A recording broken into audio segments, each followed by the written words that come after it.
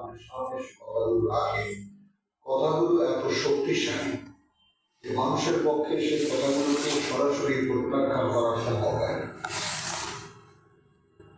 এই জন্য হ্যাঁ, কথায় দাম আছে বা কথায় আকর্ষণ আছে, কিন্তু মিথ্যে কথা, মিথ্যা কথা। মানে ও জাদুকরি কথাবার্তা বলে, কিন্তু কথাবার্তা বলে মিথ্যা। أجعل الآلهة إلها واحدا যুক্তি কি দেখায় জনগণ? এই যে ইজ্জাতিন ওয়া শিকার, এরা হলো নেতারা।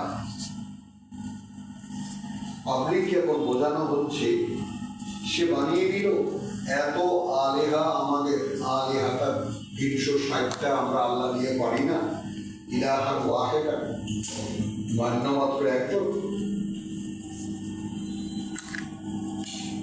ইন্না হাযা লাশাইউন উজাব,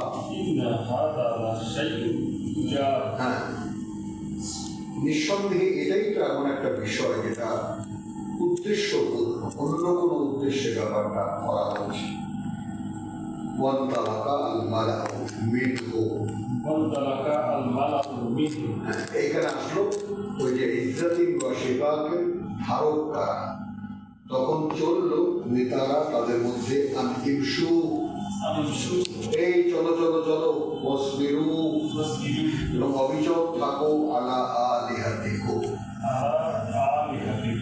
তোমাদের উপাস্যদের উপরে। কি মন্তব্য করলো? হাদা সাহিরুল কাযযাব,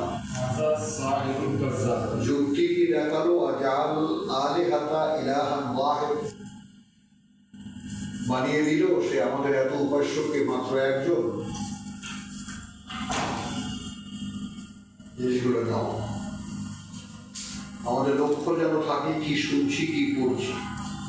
তো ওয়ান্তালাকাল মালাউ মিনহুম আনহিমসু, চললো নেতারা তাদের মধ্যে এই বলে যে চলো চলো, ওয়াসবিরু, এবং তোমরা লেগে থাকো, আলা আলিহাতিকুম, তোমাদের উপাস্যদের সঙ্গে। ইন্না হাযা লাশাইউন ইউরাদ,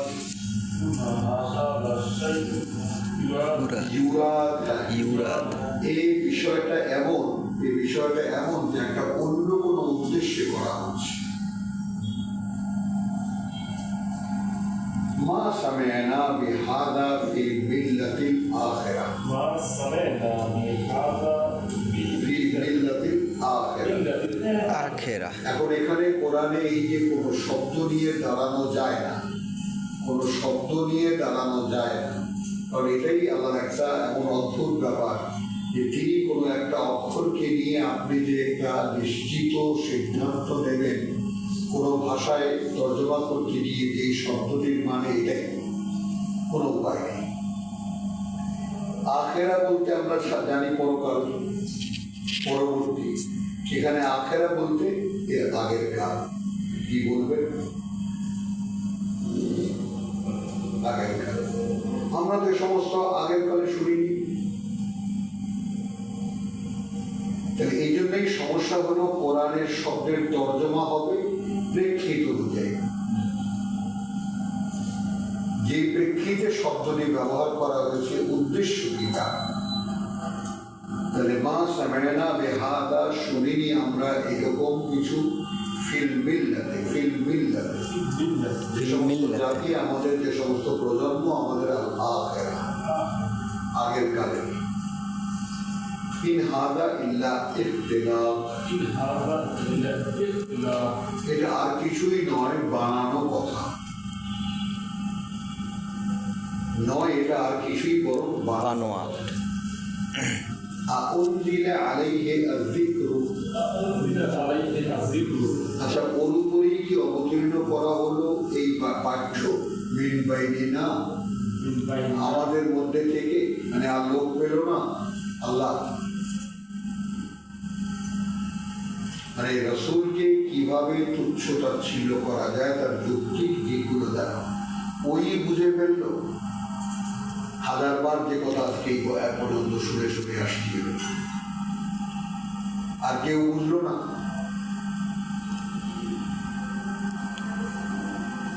এবং এই আমাদের প্রত্যেককে যে কথাটা সম্মুখীন হতে হবে এবং হতে হচ্ছে। মা সামি'না বিহাযা ফিল মিল্লাতিল আখিরা ইন হাযা ইল্লা ইখতিলাফ উনজিলা আলাইহি আয-যিকর। উনজিলা আলাইহি যিকর, ওর উপরই কি নেমে আসলো কি ওর উপরই এই পাঠ্য বিদ্বাইনীরা আমাদের মধ্যে বাল হুম ফি শাক্কি, বাল হুম মিন শাক্কি, বরং ওরা আছে একটি সন্দেহে মিন যিকরি, মিন আমাদের এই যিকরি। পাঠ্য বলতে। তাহলে এখন জিকির কিন্তু চলছে এই পর্যন্ত, যে জি আর জিকির, ওয়াল কোরআন জি আর জিকির। বুঝতে পারা গেল ব্যাপারটা, কিন্তু এই পর্যন্ত সেই আলোচনাই হচ্ছে। উনজিলা আলাইহি আয-যিকরু মিন বাইনিনা, অবতীর্ণ করা হলো ওর উপরই এই পাঠ্য আমাদের মধ্যে। বাল হুম ফি শাক্কিন মিন যিকরি। এখন রাসূলকে বলা হচ্ছে বা বোঝানো হচ্ছে, দেখো আসলে ওরা আছে সন্দেহে আমাদের এই পাঠ্যের ব্যাপার। বাল লাম্মা ইয়াযুকু আযাব, আযাব, কিন্তু সেই পর্যন্তই, বরং সেই পর্যন্তই থাকবে যে পর্যন্ত না আস্বাদন করবে এরা কষ্ট, শাস্তির কষ্ট। এইবার আমার পক্ষ থেকে রাসূলকে বলা, আম ইনদাহুম খাযাইনু রাহমাতি রাব্বিকা, নাকি আছে ওদের কাছে যত ভান্ডার তোমার করুণা, যত ভান্ডার তোমার প্রতিপালকের। আল আজিজুল ওয়াহ্হাব, যিনি সর্বশক্তিমান, যিনি পরম দাতা। আলাম আম লাহুম মুলকুস সামাওয়াতি ওয়াল আরদ, মানে এবার রাসূলকে কি সমস্ত কথা বলা, আমাদের বিবেচনায় কোরআনের পক্ষে কি সমস্ত কথা আসবে। যারা এই কোরআনের বিরোধিতা করে তারা কি বলে, তারা নিজেরা থাকে ইজ্জতে এবং শিফাত, এক একটা বিরাট বিরাট মর্যাদার বা বিরাট বিরাট অবস্থানে, এবং থাকে বিরোধ, এই যে থাকে গোড়ামির মধ্যে, কঠিন গোড়ামির মধ্যে। এরপরে দেখ প্রথমে বলা হলো আম ইনদাহুম খাযাইনু রাহমাতি রাব্বিকা,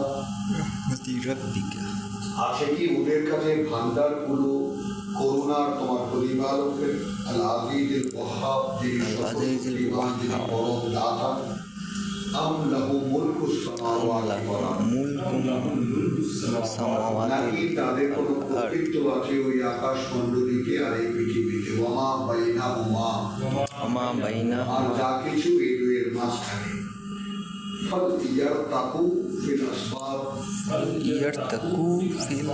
তাহলে এরা উঠে দেখাক, ইয়ারতাকু উঠে আসুক, ফিল আসবাব এই সমস্ত কার্যক্রম যেখান থেকে ঘটে সেইখানে উঠে আসুন। জন্তু একটা বাহিনী,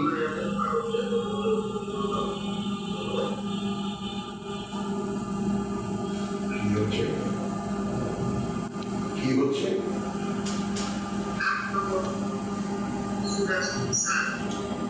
সূরা সাদ 10 নম্বর, একের পর এক বলে যাচ্ছি তো, চোখের সামনে থাকলে আবার আয়াত নম্বর বলতে হয়, প্রত্যেকটা আয়াতে কি নাম্বার বলা যায়?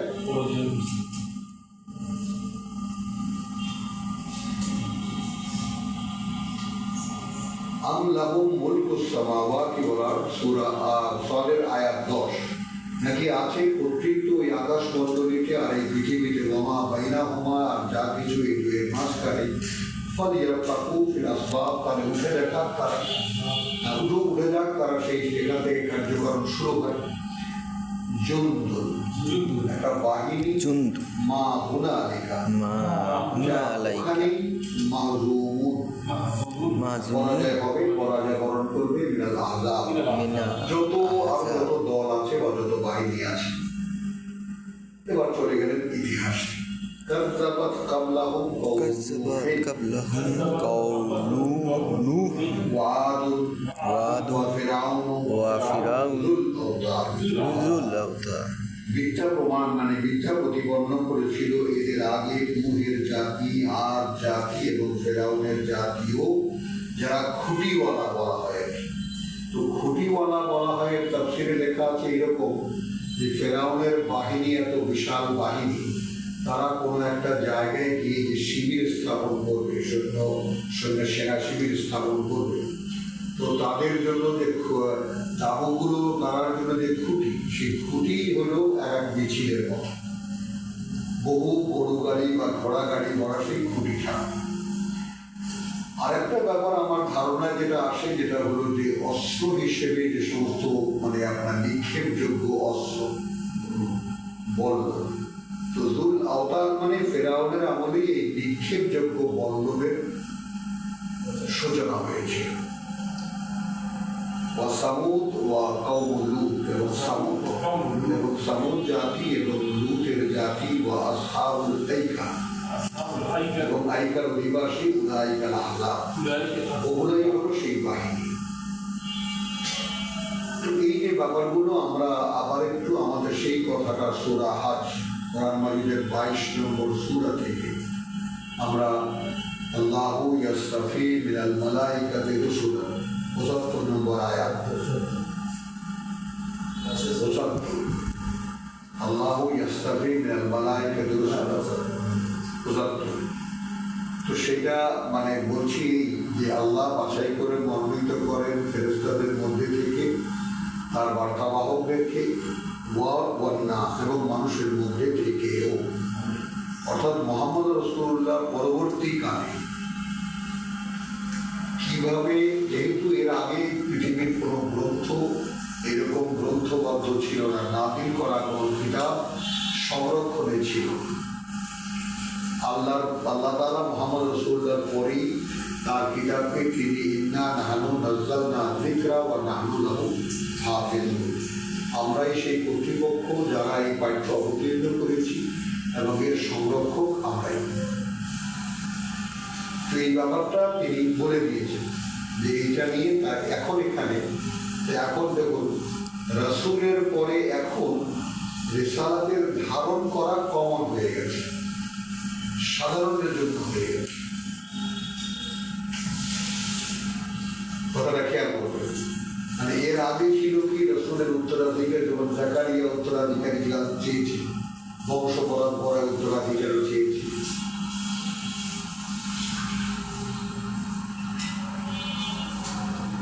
তাই না, বংশ পরম্পরায় উত্তরাধিকারী চেয়েছিল। তো সেই রকম মুহাম্মদের বেলায় এসে এই কথাটা একটু খেয়াল করতে হবে, মুহাম্মদ রাসূলুল্লাহর বেলায়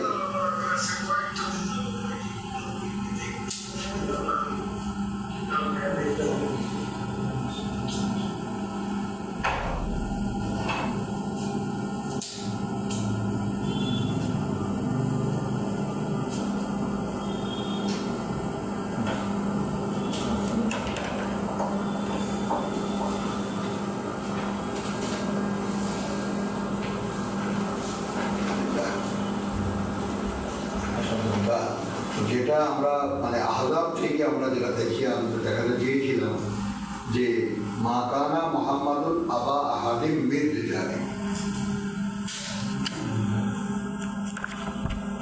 ছিল না মুহাম্মদ বা নয় মুহাম্মদ পিতা কারোই তোমাদের পুরুষের, অর্থাৎ বংশধারা তার নাই, ওয়ালাকিন রাসূলুল্লাহ, তিনি আল্লাহর বার্তাবাহক একজন, ও খাতামান নবিয়্যিন, খাতামান নবিয়্যিন, কথাটি আমাদের মনে রাখা দরকার, এবং আল্লাহর বার্তাবাহক একজন এবং সর্বশেষ জন আল্লাহর মনোনীত যে বার্তাবাহকের। এখন বার্তাবাহক কারা, এখন বার্তাবাহক কারা, তো সেটাই আমরা বলি যে ওটাই আমরা দেখেছি যে এখন একজন মানুষ, মানে আমার মূল্যায়নে আমি একটুখানি তোমরা যে সিনিয়র যে আমি বেশ পড়েছি, এই পড়ার মাধ্যমে যতটুকু যা বুঝেছি, আল্লাহ যতটুকু বুঝতে দিয়েছি, এই যে সূরা হজের সেই পর থেকে নিয়ে যে আল্লাহ যখন রিসালাতকে ঘোষণা যে আমি পিয়নের চাকরি দেব, আমরা আমাদের ভাষায় যদি বলি, আল্লাহ কর্তৃপক্ষ বলছেন, কারণ যেহেতু রিসালাত এখন তার সংরক্ষণ, রিসালাত এখন হাতে হাতে চলে যেতে পারে, এখন খালি কাজটা কি তুমি এটা পড়বা, নিজে সেই মতো হবা এবং একইভাবে মানুষের সামনে নিজেকে প্রেজেন্ট করবা, দেখো ভাই আমি এই কথা আল্লাহর কাছ থেকে পেয়েছি, আমি এটা নিজে অনুশীলন করি, আমি তোমাকেও বলছি, এই হলো কাজ। এবং এই ধর্ম, এই ইসলাম, এই সব কিছু কিতাবের অনুষ্ঠিত করবেন, কিতাব বুঝতে চেষ্টা করবেন, কিতাব নিয়ে গবেষণা করবেন, কিতাব আপনার যাকে বলে যে নিজে আত্মস্থ মুখস্থ করবেন, নিজে অনুশীলন করবেন, মানুষের কাছে করবেন, তাও আসি বিধান, তাও আসি বিশ্বাস। আর সেইখান থেকে আমরা কিতাবকে বাদ দিয়ে ধর্ম এটা যার যেভাবে খুশিটা বানিয়ে দিয়েছি। এখন ওইটাই মোহাম্মদ রসুল্লাহ যাকে, অর্থাৎ যে বার্তাবাহক হবে, আমরা কিন্তু এখন আর রসুলকে উদ্দেশ্য করে কথা খুব কম পাওয়া যাবে, যে কারণে ওইখানে দেখালাম কথা যে সাধারণ যদি কেউ এই জিকরার মানে বাহক হয় তাহলে তার জন্য এই কথা যে তুমি যদি তোমাদের মধ্যে থেকে দাঁড়িয়ে আমার কথা বলতে শুরু করো, তাহলে প্রত্যেকটা মানুষের মূল অবস্থা হলো এই যে তাদের মতোই একজন মানুষ কি করে আমার কথা বলছে, আমরা কেন বুঝি না? আমরা কি রহস্যটা বুঝতে পারি? কেউ এটা মেনে নেয় না কেন? কথাটা বুঝছো? কিন্তু যে সিরিয়াস, যে পড়ে এবং যে এই কথাটা যে উদ্দেশ্যে, সেটাও আমরা সামনে দেখতে পাবো।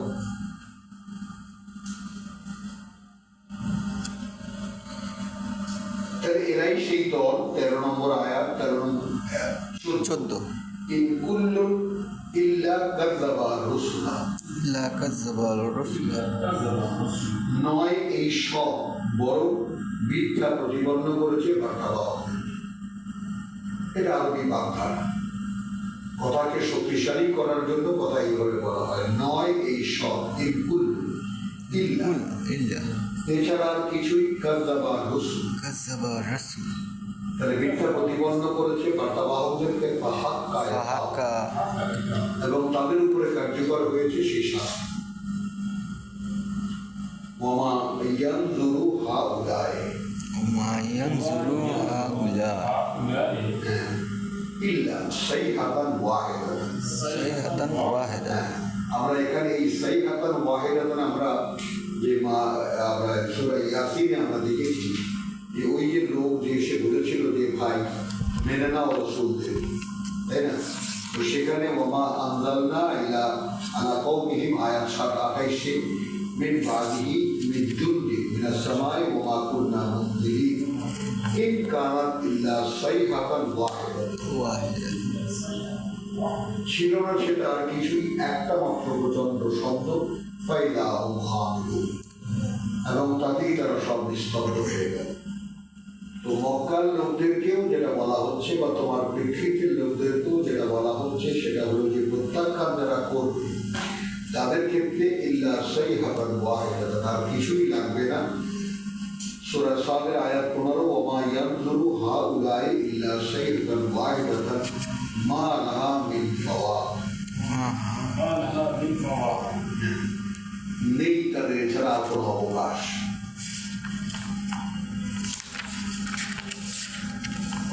وقالوا ربنا عجلنا, এবং যেহেতু এরা বলে প্রভু তাড়াতাড়ি দিয়ে দাও আমাদের জন্য পিত্তানা, এই পৃথিবীতে আমাদের যে অংশ, অর্থাৎ মানুষ হিসেবে তুমি আমাদেরকে তৈরি করেছো, আমাদের যে অংশ তা তুমি এক তাড়াতাড়ি দিয়ে দাও, কাবলা ইয়াউমিল হিসাব, কাবলা ইয়াউমিল হিসাব। এরকম মানুষও কিন্তু আছে।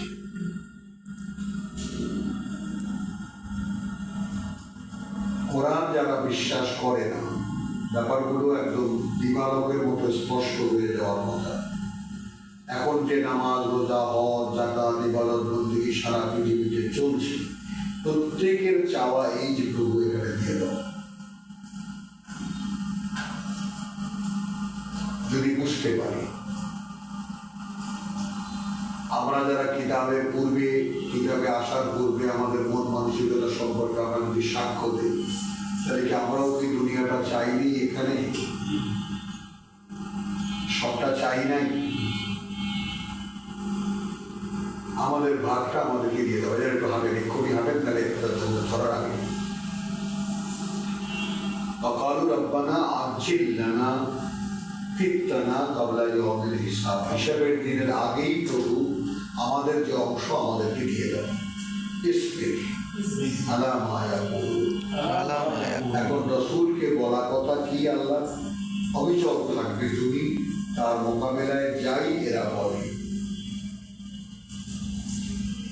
যাই এরা বলে, তোমার কাজ হলো অবিচল থাকা। ওয়াজকুর আবদানা দাউদ, عبدنا داود এখানে স্মরণ করো বান্দা আমাদের দাউদকে, জাল আইদ, ذا الأيد অনেক শক্তির অধিকারী, ইন্নাহু আওয়াব, إنه أواب অর্থাৎ এত শক্তি পেয়েও তো সে আমাদের দিকে ফেরা ছিল।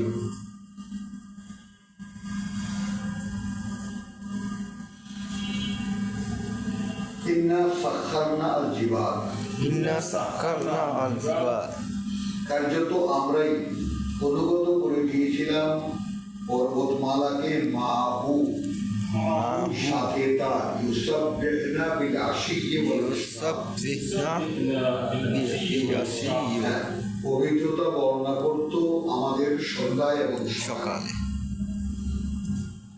সকালে ভাবি একজন মানুষ, তার জন্য অনুগত করে দেওয়া হয়েছিল পাহাড় পর্বত, যে তারাও গম গম করে উঠত, মানে পবিত্রতা বর্ণনা করতে সকালে সন্ধ্যায় বা সন্ধ্যায় এবং সকালে। এবং তৈব মাহসুরতা, এবং পাখিদের হাসর হয়ে যেত বা পাখিরা জড়ো হয়ে যেত। কুল্লুন লাহু আওয়াব, كل له الأواب এই ব্যাপারটা একজন বার্তাবাহককে বলা, যে ব্যাপারটা সেটা এইখানে এসে মোটামুটি একটা পূর্ণতা পেল এইভাবে যে আমরা যে দাউদের কথা উল্লেখ করতে বললাম, আমরা তাকে, তার মানে কি, তার মানে কোনো মানুষ তার কথা শুনে নেই।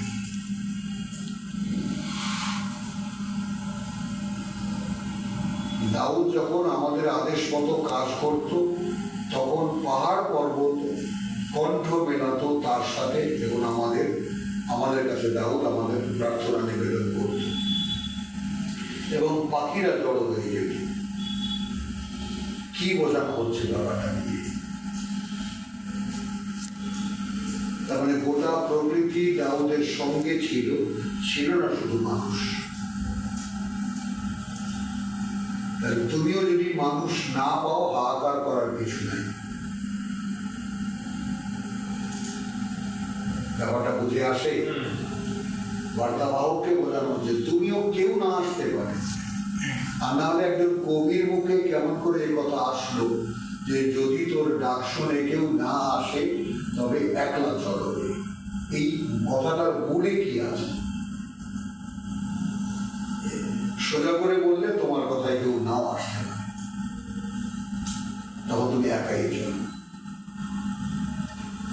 তো রসুলের যে প্রেরণা, সেখান থেকে এটা বলা যে অত্যাইরা মাসুরাতান কুল্লুন লাহু আওয়াব, তাহলে পাহাড় পর্বত বা পর্বতমালা এবং পাখিরা সকলে লাহু আওয়াব বলতে তার কথায় যোগদান করত, তার অনুসরণ করত দাউদের। বর্ষাদানা মূল খাওয়া, এবং শক্তিশালী করে দিয়েছিলাম সাম্রাজ্যকে তার বা রাজত্বকে তার, বা আতাইনাহু আল হিকমা, এবং দিয়েছিলাম আমরাই তাকে বুঝ, সাম্রাজ্য বা রাজ্য পরিচালনার বুঝ, বা ফাসলাল খিতাব, وفصل الكتاب রাজার জন্য যেটা দরকার, তাই না? রাজার আদেশ, রাজার হুকুম, কি হাকিম নড়ে তবু হুকুম নড়ে না, কথা আছে না? তো রাজার হুকুম, যে রাজার মতো কথা বলা, রাজার মতো রায় দেওয়া, সেই রায় দেওয়ার ক্ষমতা, ফাসলাল খিতাব, সেটাও তিনি দিয়েছিলেন। তিনি বুঝ দিয়েছিলেন, তিনি রাজত্ব দিয়েছিলেন, রাজত্ব পরিচালনার বুঝ দিয়েছিলেন, এবং রাজার মতো কথা বলারও ক্ষমতা দিয়েছিলেন। তার মানে এটা কি আমাদেরকে উৎসাহিত করে? তুমি যেই হও, তুমি যেই হও, তাই না? যেমন পিতামরম লিখেছেন যে যদি আপনি এটা করার বুঝতে পারবেন, যদি আপনি এটা নিয়ে নামেন, অর্থাৎ এর কার্যকারিতা যা, তার জন্য আপনি যখন নামবেন তখন এর বাস্তবতা আপনি দেখতে পাবেন। ওয়াশাদাদনা মুলকাহু ওয়া আতাইনাহু কিতাব। এবার আবার অন্য দিকে চলে গেল। ওয়াহাল আতাকা নাবাউল খাসম, এ পর্যন্ত এসেছে কি তোমাদের কাছে সেই বিবদমান দুই দলের কথা, সংবাদ, আল খাস, সেই ঝগড়ার কথা। ইযে তাসাওয়ারু আল মিহরাব, যখন তারা ঢুকে পড়েছিল তার খাস কামরায়, দেয়াল টপকে ঢুকে পড়েছিল খাস কামরায়। ইযে দাখালু আলা দাউদ, যখন তারা প্রবেশ করলো দাউদের সামনে, ফাযিআ বিনহু, সে একটু আতঙ্কিত হয়ে গেল তাদেরকে দেখে। ক্বালু লা তাখাফ, তারা বলল, আগন্তুকরা বলতো, ভয় পেও না। খাসমানে বাবা, বিবদমান আমরা দুই দল বা দুই পক্ষ বাড়াবাড়ি করছি একে অপরের উপরে, বাদুনা আলা বাদ, ফাহকুম বাইনানা বিল হক,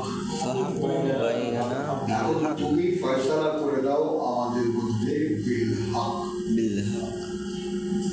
দাউদ আলাইহিস সালাম কিতাব দিয়ে। দাউদ আলাইহিস সালাম তিনি তওরাতের উত্তরাধিকারী, তাকে দেওয়া হয়েছিল জবুর, বলা হয় না, তো জবুর ভিন্ন জিনিস, কিতাব তওরাত। ওয়ালা তুশতিত, কোনো পক্ষপাত করবে না।